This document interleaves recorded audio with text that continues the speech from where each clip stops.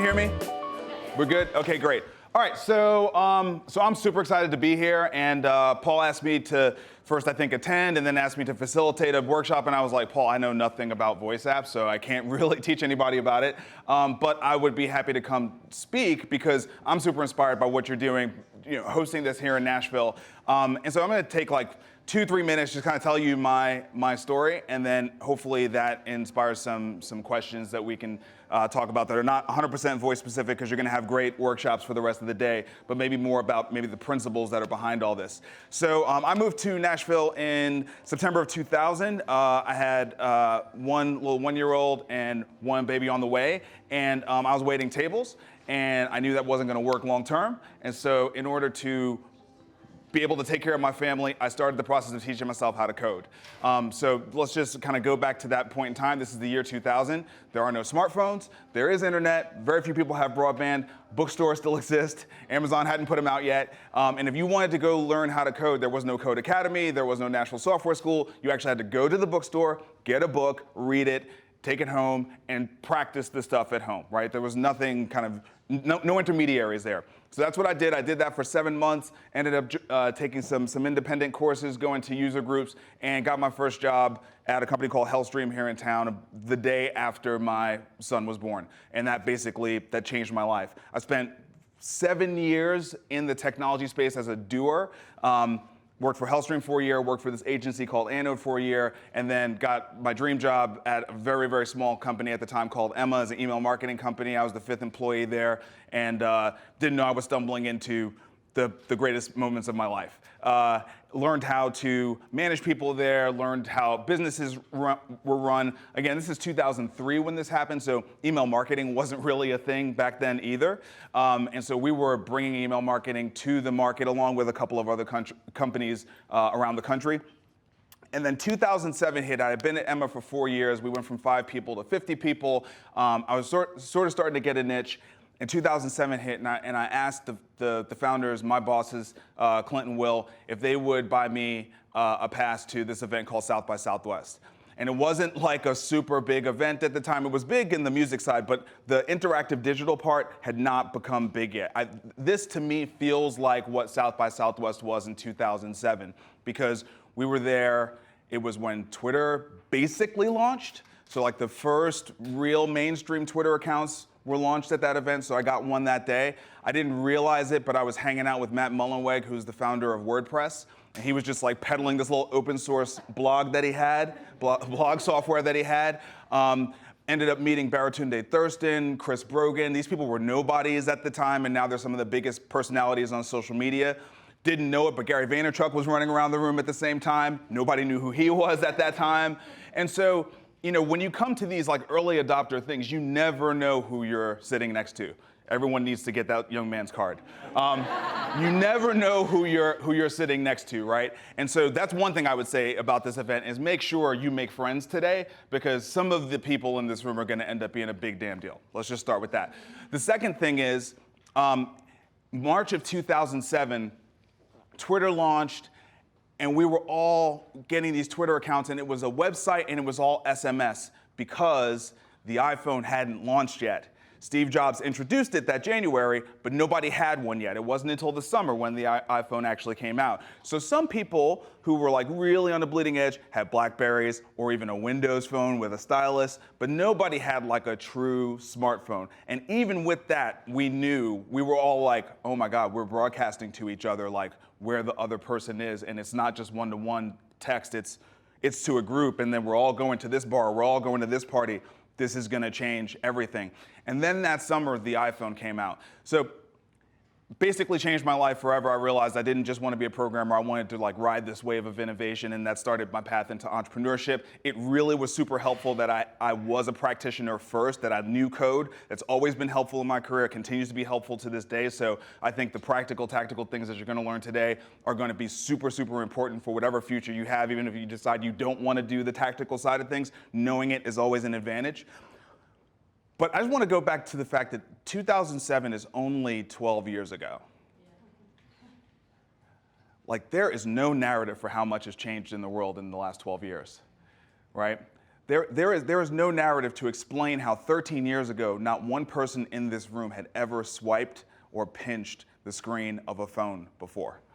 And now it is all you do, even while you're driving, right? So we know how much change can happen in such a small period of time when a game-breaking interface is unveiled to the world, right? It's already happened with the smartphone, and that's really what voice is. And so we're all gonna talk about, hey, you could use voice for this, you could use voice for that. I'm just going to put it out there. Nobody knows what voice is gonna be used for yet. We have no idea. We're all just playing around, just like we were playing around with Twitter in 2007. We had no idea it was gonna take over the way that news worked around the world, right? We had no idea that that was gonna be the breaking news platform and everything else was going to follow it, right? So nobody knows what's going to happen, but as you start being a practitioner with it and playing with it today, you're gonna start to think about, ooh, how would the world work in an environment where voice is the primary interface, right? What happens when I no longer get a full page of listings every time I search Google? I get one thing back. How does that change the dynamic? How do I even show up in this world? How do I compete with Google, Apple, Facebook as if they're not going to be wanting to, be in this environment? What's the voice experience going to be like on Amazon Alexa versus Google? Because they're not going to be the same, right? So all these different questions are things that are going to be unveiled in time, but we don't have the answers to them today. All we know today is this is emerging, it's cool, it's accessible, and you're all in the room here to learn about it. One other thing that could be depressing or could be really exciting depending on how you think about it. I was super fortunate to get to build my career as a programmer. The thing that really helped me be able to do that was open source software, okay? So it was the fact that I didn't have to pay Sun Microsystems or Microsoft a buttload in software licenses in order to be able to learn how to program. I could grab this free software, and not only was it free, but it came with a community of people who were like, yeah, let me teach you this, let me teach you that. And eventually I became part of that community, and it basically is responsible for my career, right? The open source software movement is responsible for my career. The number of technology innovations that have happened since open source, so we're talking about cloud computing, we're talking about the smartphone. Now we're talking about apps that build apps. When Paul said I'm founding partner of Jumpstart Foundry, most of you probably don't know what that is, but it's a venture capital fund. It's a seed and Series A venture capital fund in the healthcare space. We've got about 90 companies, and we look at thousands of companies every single year. All I ever do is look at companies and decide on which companies we're going to make bets on. And here's, generally speaking, what I think is happening, because this is not just about voice. This is about artificial intelligence. This is about a whole suite of technologies that are converging at one time. And I don't mean to depress anybody. We're never going to stop automating everything. And so that is going to have a massive, massive impact on the economy. And it's going to have a massive, massive impact on how we value humans.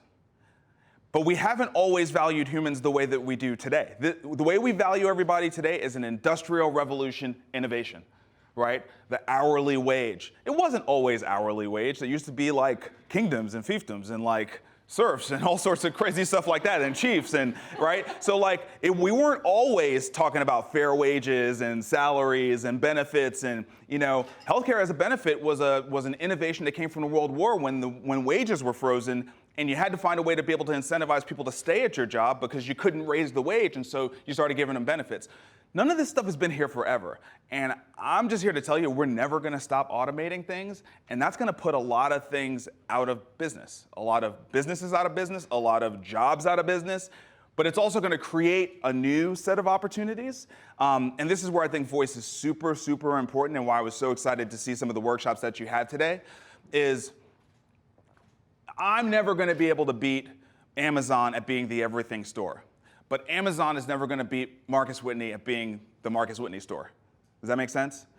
But you have to be present, right? So why did I like your demo? Because you asked Alexa something and it knew the answer. The question is not like you're going to learn how to program Alexa. Okay, fine. You learn how to do that.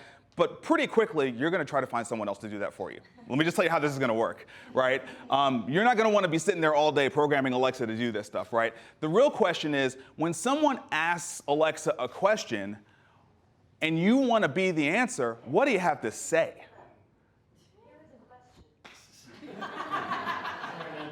You said that was going to happen.